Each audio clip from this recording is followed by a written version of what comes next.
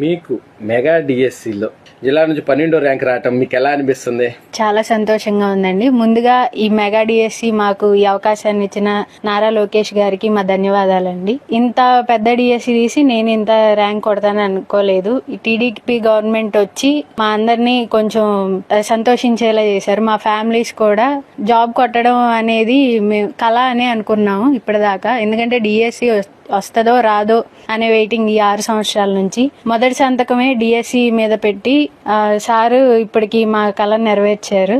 దానికి మాకు చాలా సంతోషంగా ఉందండి. అసలు పోస్టులు చూడగానే నాకు జాబ్ పక్కా అనిపించింది. అన్ని పోస్టులు, ఎక్కువ పోస్టులు రిలీజ్ చేశారు సారు. దానికి చాలా సంతోషంగా ఉంది మాకు. మా నాన్నగారు ఆటో డ్రైవర్ అండి ఫస్ట్ నుంచి. వెనకాల ఆర్థికంగా ఏమీ లేదు. అమ్మగారు కూడా చిన్నగా ఏదో జాబ్ చేస్తూ ఉంటారు ప్రైవేట్ గా. అన్నయ్య చదువుకున్నారు ఇలాగే, మాది మిడిల్ క్లాస్. తాను ప్రైవేట్ జాబ్స్ కి వెళ్ళి నన్ను నువ్వు డిఎస్సి జాబ్